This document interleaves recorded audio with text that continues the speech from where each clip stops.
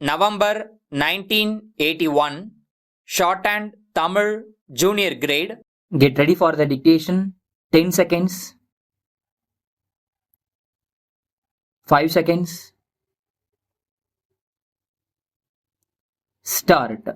மாண்புமிகு தலைவர் அவர்களே, மக்கள் நல்வாழ்வுத் துறை பற்றிய கொள்கை விளக்க குறிப்பின் மீது நடைபெற்ற விவாதத்தில் பங்கு கொண்டு நல்ல கருத்துக்களை எடுத்து வைத்த உறுப்பினர்களுக்கு முதலில் நன்றியை தெரிவித்துக் கொள்ள கடமைப்பட்டிருக்கிறேன். இன்றைய தினம் இந்த துறைக்கு கிடைத்திருக்கிற நிதி வசதியை வைத்து பார்த்தால் சென்ற ஆண்டை விட இந்த ஆண்டு அதிக நிதி ஒதுக்கப்பட்டிருந்த போதிலும் பணிகளை நிறைவாக செய்ய முடியாத நிலைமைதான் இருக்கிறது. ஆனால் மக்களுக்கு கிடைக்கிற பலனை நிச்சயமாக எந்த அளவுக்கு விரிவாக பரவலாக அளிக்க முடியுமோ அந்த அளவுக்கு பணிகளை நிறைவேற்ற வேண்டுமென்று கருதுகிறோம். கிராம பகுதிகளில் வாழ்கிற மக்களுக்கு மருத்துவ வசதியை பெருக்க வேண்டுமென்று கூறுகிறோம். அதே நேரத்தில் அதற்கான மருத்துவர்களை அங்கே அனுப்பினால் அவர்களுக்கு போதுமான வசதி வாய்ப்புகள் கிராமங்களில் இல்லை என்ற நிலைமையும் இருக்கிறது. பொதுவாகவே மக்களிடம், குறிப்பாக கிராம மக்களிடத்தில் எதிர்காலத்தை பற்றிய எண்ணம் அதிகமாக இல்லை. அதனாலே தான் இந்த நாட்டில் குழந்தைகள் அதிகமாக பிறப்பதை பற்றி கவலைப்படுகிற உணர்வு கிராமங்களிலே உருவாகவில்லை. ஏதோ சூழ்நிலை காரணமாக குடும்ப நல திட்டத்தை மனதார ஏற்றுக்கொள்கிறார்களே தவிர காரண காரிய விளக்கங்கள் அவர்களுக்கு இல்லை. அப்படிப்பட்ட நிலையில் வாழ்க்கையை செம்மைப்படுத்திக் கொள்ள, தேக நலத்தை பாதுகாத்துக் கொள்ள தங்கள் வருமானத்திலே ஒரு சிறு பங்கை ஒதுக்கி வைத்துக் கொள்ள அவர்கள் கற்பிக்கப்பட வேண்டும். அடுத்து, குழந்தைகளை முறைப்படி வளர்ப்பதில் பெரிய முயற்சி எடுத்துக்கொள்ளப்பட வேண்டும்.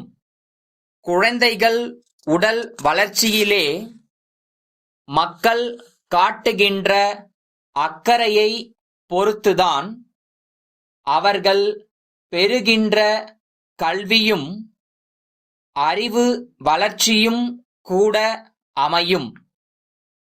குழந்தைகளுக்கு தரப்படுகிற உணவு சத்துணவாக இருந்தால் மூளை வளர்ச்சிக்கும் உடல் வலுவிற்கும் அது துணை நிற்கும் என்பதால் சுகாதார துறையில் ஆரம்ப சுகாதார நிலையங்கள் மூலமாக ஓரளவுக்கு தாய்க்கும் சேய்க்கும் இந்த சத்துணவு வழங்கப்படுகிறது.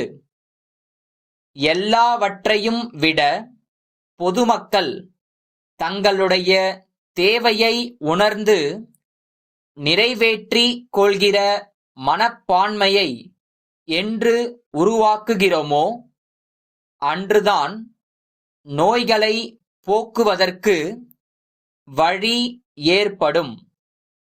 எதிர்கால சமுதாயம் அப்படிப்பட்ட வாய்ப்பினை பெறும் என்ற முழு நம்பிக்கையுடன் உரையை முடிக்கிறேன்.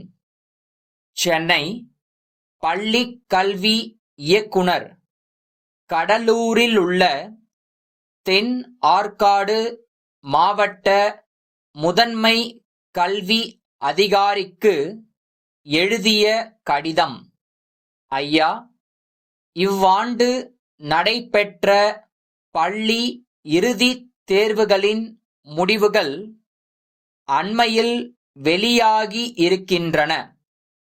மாநில அளவில் தேர்ச்சி விகிதம் சென்ற ஆண்டோடு ஒப்பிட்டு பார்க்கும்போது மிக கணிசமாக உயர்ந்திருக்கிறது. ஆயினும் தேர்ச்சி விகிதத்தை பள்ளி வாரியாக சென்ற ஆண்டின் விவரங்களோடு ஒப்பிட்டு பார்க்கும்போது ஒரு சில அரசு உயர்நிலை பள்ளிகளில் தேர்ச்சி விகிதம் குறைந்திருப்பது தெரிய வருகிறது. உங்கள் மாவட்டத்திலும் அத்தகைய பள்ளிகள் சில இருக்கின்றன.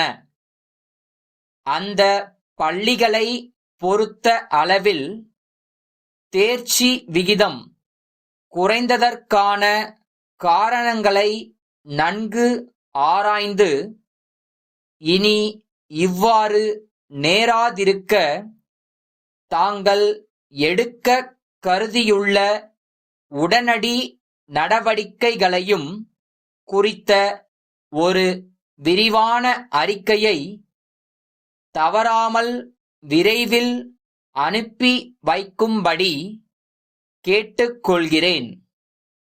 தங்கள் நம்பிக்கையுள்ள